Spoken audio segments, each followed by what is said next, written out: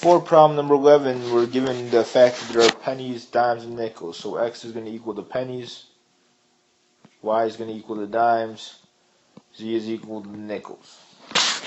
So the total value of the coins is $6.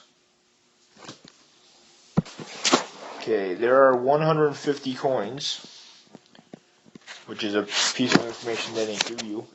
So x plus y plus z equals 150. We also know that x plus 5y plus 10z equals 600 cents. And we also know that x number of pennies is equal to 50.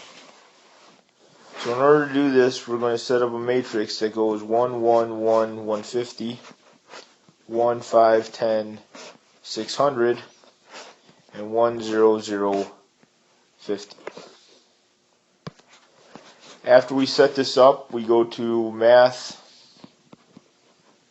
matrix, math, RREF, matrix A, and when we hit enter, we should get the right answer.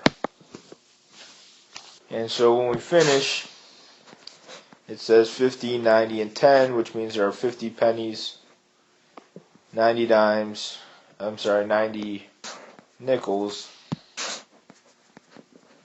and 10 dimes.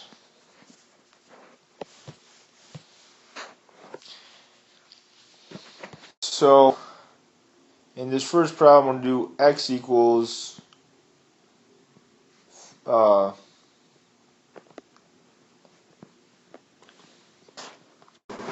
factory A is going to be x, factory y is going to be b, and factory c is going to be z. So we get 8 dishwashers from refrigerators, 10 from factory B, and 14 from factory Z, and we need a total of 110. Then going through the dishwashers, we got 16 from 1, 12 from B, and 10 from C, which turns out to be 150. For the stoves, we get 10 for X, 18 for Y, and 6 for Z. And stoves and ovens are sort of the same thing, so we're going to put down 114 for that one. We don't have to solve it, so we're finished. I'm going to set up a matrix again. 1, -1, 2, 2 on the top, 3, 1, 5, 8, and 2, -1, -2, -7. Now once again, after you put that in, you're going to want to do matrix RREF of matrix A, and the answer gives us -1, 1, 2. Now since they're asking us to do y plus z, 1 plus 2 is equal to 3. For this next problem, they're asking what would you plug into the matrix, which should be pretty easy. 2, 3, make sure that you include the -1. 1, x, y, there is no 0, so there is no z, so we put a 0 there. And 3, and 1, 3, 1, 4 for the last equation. And that's it.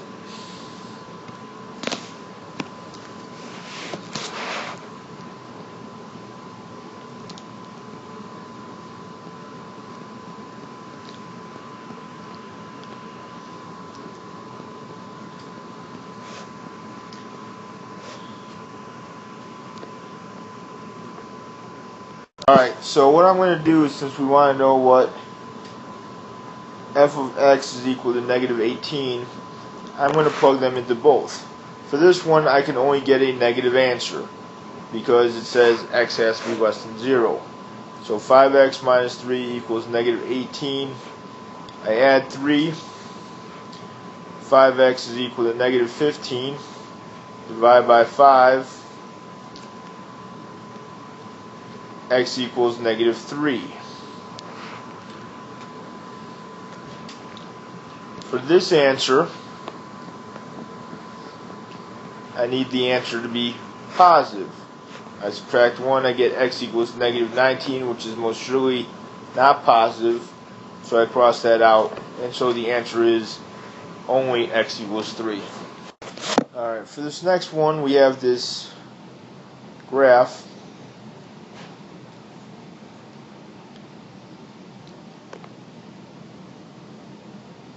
And so we're going to take care of this part first.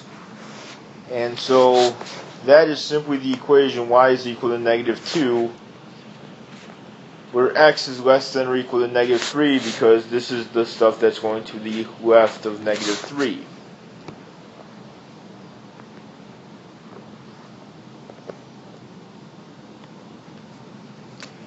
So for this one, we get x is greater than 2.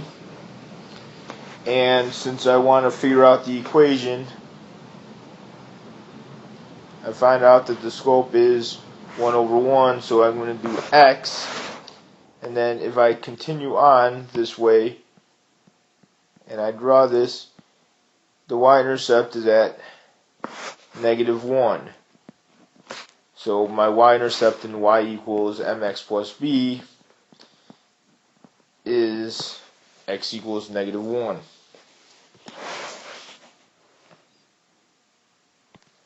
So we're on problem number 17,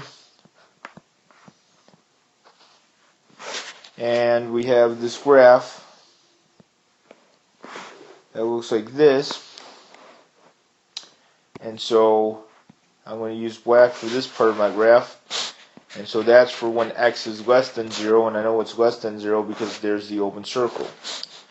Now, when I'm trying to find the slope, I know the y-intercept is negative 1 because that's where it crosses or touches the y-axis, so I'm going to figure out how far it goes up and over. So when I do, it goes up 1 over 1, and so the slope is 1x minus 1, but I really don't have to write down the 1.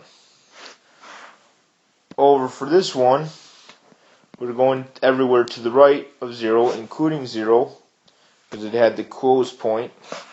And it going down 1 means that my slope is negative x, and my y-intercept is at a positive 3, so I got negative x plus 3. Alright, for this problem they give us a domain of 5, 6, and 7. So I'm just going to kind of go through this a little bit longer than I have to. So the range is going to be 0 when I plug in 5. When I plug in 6, I get 6, and when I plug in 7, I get the answer of 14. Now, that's not what the question is asking. The question was asking, what is the range down here if g of x is equal to the inverse of f of x? Well, the domain is equal to 0, 6, and 14, because the range up here becomes the domain down here, and the domain up here becomes the range of the inverse because we switch x and y. So my answer is going to simply be 5, 6, and 7. Now you see why I didn't really have to do this, because the answer was already in the problem. So we need to know what f of negative 3 is, and we're going to add f of 4. Well, because negative 3 is less than negative 1, I'm going to plug it in here, so we got negative 3 plus 2, which is negative 1. 4 is greater than negative 1, so I plug it in here, and 4 squared is equal to 16. So negative 1 plus 16 is 15. And finally, in this problem, we're trying to find out what f of 1 is. And 1 is in between 0 and 3. So we do 9 minus 1 squared, which is equal to 8. And that is all for this review.